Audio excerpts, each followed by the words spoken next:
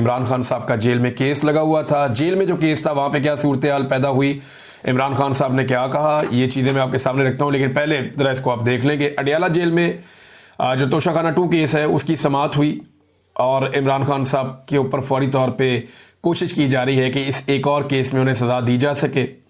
इमरान खान के वकला और अहले खाना को समाअत तक रसाई देने की दरख्वास्त की गई कि जनाब वकील थे आन दो। बल्कि इमरान खान साहब के वकील ने यह कहा कि जज साहब सलमान अकरम राजा साहब इमरान खान साहब के फोकल पर्सन है इन कानूनी मामलात में और मल्टीपल केसेस चल रहे हैं, उन्हें अंदर आने दिया जाए और दीगर वकला को आने दिया जाए। तो एक तो इमरान खान साहब के वकला और अहले खाना को समाअत तक रसाई देने की दरख्वास्त दी गई, जिस पर जज शाहरुख अर्जुमन ने जेल के बाहर मौजूद उस्मा खान को कमरा अदालत में बुलाया। इमरान खान के वकला सफाई सलमान सफदर और कौसीन मुफ्ती अदालत में पेश हुए। वकील कौसीन मुफ्ती ने नैब के गवाह पर जरा करने के लिए अदालत से मजीद वक्त मांगा, जिसकी स्पेशल प्रोसिक्यूटर उमर मजीद ने मुखालफत की और कहा कि जानबूझकर ट्रायल को तूल देने की कोशिश की जा रही है। इमरान खान की बहन कमरा अदालत में आ चुकी हैं, अब भी गवाह पर जरा नहीं की जा रही। जिन 2 गवाहों को बयान रिकॉर्ड करने के लिए तलब किया गया था वो भी मौजूद हैं। वकला सफाई वक्त पर कमरा अदालत में भी नहीं आते, इन्हें पाबंद किया जाए। दूसरी जानिब सलमान सफदर ने कहा कि अगर ऐसा ट्रायल करना है तो वो स्टेट कौंसिल मुकर्रर करके फैसला दे दें, ना वकला आ सकते हैं ना अहले खाना और ना ही मीडिया। जज शाहरुख अर्जुमन ने जवाबन हौसला दिया है। इमरान खान और बुशरा बीबी भी कमरा अदालत में मौजूद थे। अब ये जिस तरह ट्रायल हो रहा है सारी दुनिया को पता है और पीटीआई को ये लगता है कि उनके साथ इस ट्रायल में भी माजी की तरह ज्यादती होगी। जैसे साइफर वाला मुकदमा बनाया गया, जैसे इद्दत वाला केस चलाया गया, जैसे तोशाखाना का एक और पहले केस चलाया गया, ये वो सारे मुकदमात हैं जो अलकादर वाला भी, ये सारे मुकदमात ऐसे हैं जहां इमरान खान साहब को और उनकी पार्टी को बड़े शदीद तहफ़्फ़ुज़ात रहे हैं। 9 मई के मुकदमात तो वो तो ना 3 में ना 13 में, जिस किस्म के वो मुकदमात हैं उन्हें अगर आप सुने और उन्हें आप पढ़ें तो इंसान के रोंगटे खड़े हो जाते हैं कि इतनी बड़ी मिस्टेक्स जिस मुल्क के अंदर इदारे कर रहे हैं वो मुकदमात में, उन इदारों को क्या रहने का इख्तियार भी है? अजीबोगरीब किस्म की बोंगियां मारी हुई है वहां पे। और अभी तो इतना आगे निकल गई पुलिस, इतनी एडवांस हो गई पंजाब पुलिस के पंजाब में एडवांस में एफआईआर भी हो जाती। वो गुजरपुरा की एक एफआईआर गर्दिश कर रही है, वो 4 तारीख को हो गई थी कि 5 तारीख को ये होने वाला है जनाब, पहले से हमने एफआईआर दे दी है।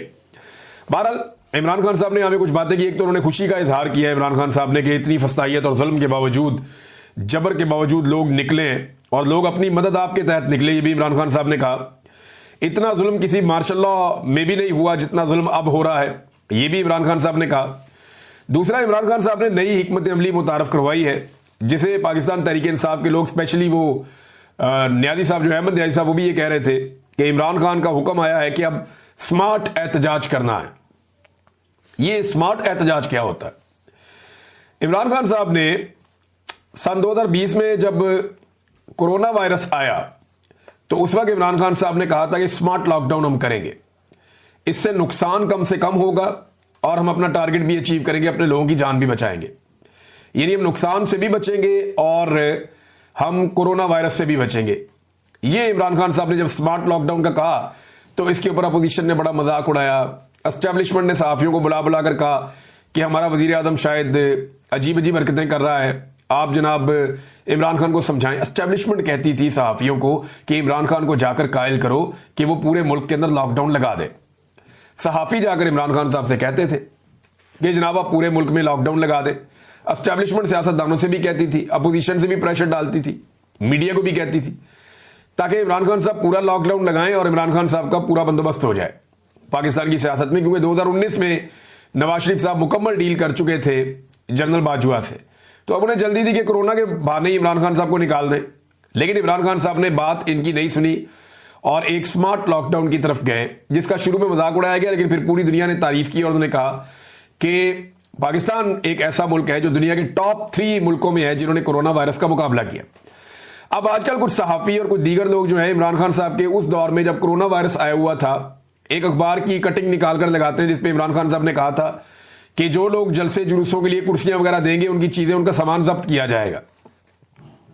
और वो सहाफी को लिखता है जी हम दायरों में घूम रहे हैं, कोई कह रहा है जी इमरान खान के दौर में भी ऐसा था, कोई कह रहा है जी याद माजी अजाब है यार। अब तो मैं सिर्फ याद दिलाऊं वो कोरोना वायरस का दौर था।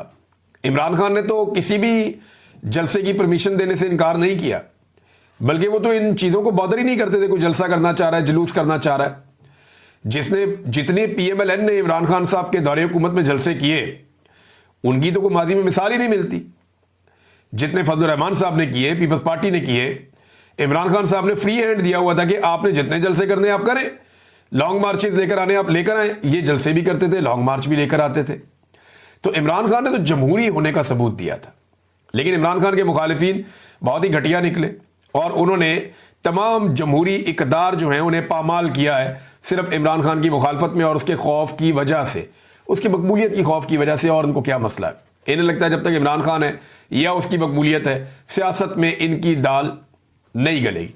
तो वो जनाब, वो जो कटिंग जो है वो इस वक्त पेस्ट करके तो प्रोपेगेंडा किया जाता है, वो कोरोना वायरस के टाइम की है। और आज अगर कोई मना करता है तो आप उसके साथ इसका मुवाजना नहीं कर सकते। किसी की जान बचाने के लिए आप ये कह रहे हैं कि लोगों को आप इकट्ठा ना करें। बहरहाल स्मार्ट लॉकडाउन के बाद इमरान खान साहब ने स्मार्ट एहतजाज की कॉल दी है। वो ये कहते हैं स्मार्ट एहतजाज करें, यानी आपने गिरफ्तार नहीं होना और आपका अपना नुकसान नहीं होना चाहिए, लेकिन आप हुकूमत के नाक में भी दम करके रखें। और यानी वो कहते हैं भगा भगा के मारे इन्हें। अब हमारा जो सहाफ़ी तबका है उनको आदत है देखने की कि इकट्ठा हजूम आ रहा है बहुत बड़ा, और ये हजूम आकर खड़ा हो गया, इसको अपने जनाब देखना है और यहां तसल्ली से खड़े होकर इनकी कवरेज करनी है, इनके इंटरव्यूज करने और चला देना है। अब इसके लिए मीडिया को एस्टेब्लिशमेंट की मिन्नतें करनी पड़ेंगी कि जनाब उनको इकट्ठा तो होने दें, हमने उनसे बात करनी है। एस्टेब्लिशमेंट ने सारे रास्ते बंद कर दिए हैं। अब एक ही रास्ता है पाकिस्तान तहरीक इंसाफ के पास कि वो एहतजाज करें और पुलिस के आने से पहले निकल जाएं, या रैलियां निकालें, छोटी मोटी एहतजाज करें, मुख्तलिफ शहरों में, मुख्तलिफ देहात में, अलग अलग जगह पे करें। वो उन्होंने किया है। अब ये सिलसिला आगे बढ़ेगा तो पाकिस्तानी एक नई तरह की सियासत देखेंगे, एक नए तरह का एहतजाज देखेंगे, जिसके लिए ना तो पाकिस्तानी मीडिया ट्रेंड है और जिसके लिए ना तो पाकिस्तान का सिस्टम पहले से ट्रेंड है और ना इन्होंने ऐसी चीज़ पहले विटनेस की है। इमरान खान साहब ने पाकिस्तान की सियासत में बहुत सारी ऐसी चीज़ें मुतारफ करवाई जो इससे पहले नहीं थी। सबसे बड़ा जो इमरान खान साहब का कंट्रीब्यूशन है पाकिस्तान की सियासत में, वो मिडिल क्लास को सियासत के अंदर लेकर आना है। मिडिल क्लास जो सियासत से अपने आप को इररेलेवेंट रखती थी, यहाँ पे एक मिडिल क्लास के अंदर मशहूर जुमला होता था, मैं तो बिल्कुल गैर सियासी हूँ भाई मैं तो बिल्कुल सियासत में नहीं हूँ भाई। यानी ये बड़ा फख्र समझते थे लोग के भी सियासत से मेरे से सियासी बात कोई ना करे, तो गाली समझते थे लोग इसको। तो इमरान खान साहब ने लोगों को इस तरफ तवज्जो दिलवाई, उन्हें लेकर आए और अभी वही मिडिल क्लास जो है वो गले की हड्डी बनी हुई है, ना वो निगली जाती है ना उगली जाती है एस्टेब्लिशमेंट से। ये मिडिल क्लास इतनी रेलिवेंट हो गई है कि बाकी सारे के सारे इररेलिवेंट हो गए हैं और ये पाकिस्तान चलाने वाले लोग हैं, तगड़े लोग हैं। भारत इमरान खान साहब ने अब स्मार्ट एहतजाज का हुक्म दिया अपनी पार्टी को और कहा जी भगा भगा के मारेंगे। और इमरान खान साहब का केस जो है वो अब 9 अगस्त तक मुलतवी हो गया है। इमरान खान साहब ने जो कारकर्दगी है कारकुनों की, उससे इमरान खान साहब ने कहा जी कि वो मुतमईन है। फिर एक और चीज़ जो इमरान खान साहब ने दोहराई है, बाद लोग इससे इख्तलाफ कर रहे हैं कि